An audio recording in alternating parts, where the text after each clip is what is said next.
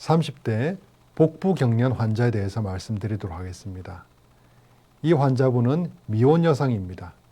처음에 저희 한의원에 내원했을 때는 전신의 경련과 수전증이 심하고 기운이 없다고 호소했습니다. 그래서 전신의 경련이 어떤 증상인지 보기 위해서 자세히 진단을 해보니 전신의 경련이 아니라 복부의 경련으로 인해 몸이 움찔거리는 증상이 나타나는 것이었습니다.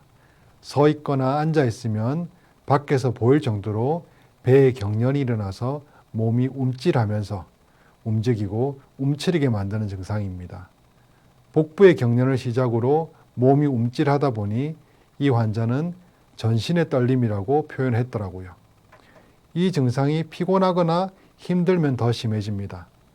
한번 경련이 나타나게 되면 몇 분 정도 지속이 되어 일상생활이 힘들 정도가 됩니다.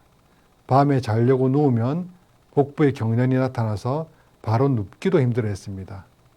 계속 배에서 움찔움찔 떨림이 나타나니 몸이 움츠러지고 제대로 잠을 잘 수가 없었습니다. 복부의 경련을 복부의 문제로 보고 접근하면 절대 치료가 힘듭니다. 얼마 전 언론에서 마라토너 이봉주에 관한 기사를 보았습니다. 이분의 증상이 마라토너 이봉주와 증상이 비슷한 듯 합니다. 복부의 경련으로 몸을 바로 세우지 못하고 굽히고 있는 증상인 듯 보입니다. 실제로 이봉주 선수를 본 적이 없어서 증상을 정확하게 알지는 못합니다. 언론에서 본 그대로의 표현만 빌렸습니다. 척추에 낭종이 보여서 수술도 하고 배에 보톡스도 맞고 침도 맞았다고 합니다. 대략 어떻게 치료했는지 알 것 같습니다. 그런데 복부의 경련은 복부의 문제가 아닙니다. 그걸로 접근하면 치료하기가 힘듭니다. 이 여자 환자의 경우 저는 복부에 한 번도 침을 놓지 않았습니다. 처음 진찰할 때 떨림의 양상을 확인하기 위해 복진으로 복부를 만져보기만 했을 뿐 그 이후에 배에 침을 놓거나 손을 댄 적도 없습니다. 다른 부위를 치료했습니다. 어떤 결과가 나타났을까요? 복부 경련과 수전증, 온몸에 기운 없음을 호소한 환자였습니다.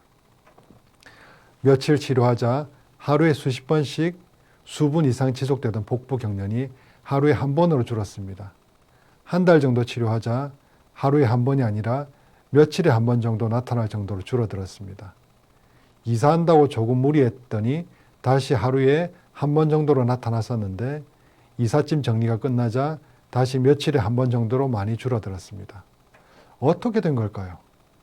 배에 증상이 나타났으니 배를 치료하는 것이 일반적인 상식일 것입니다. 그런데 경련은 그렇게 간단한 문제가 아닙니다. 제가 말씀드린 적이 있습니다. 머리 떨림을 설명하면서 4가지 원인에 대해서 말이죠.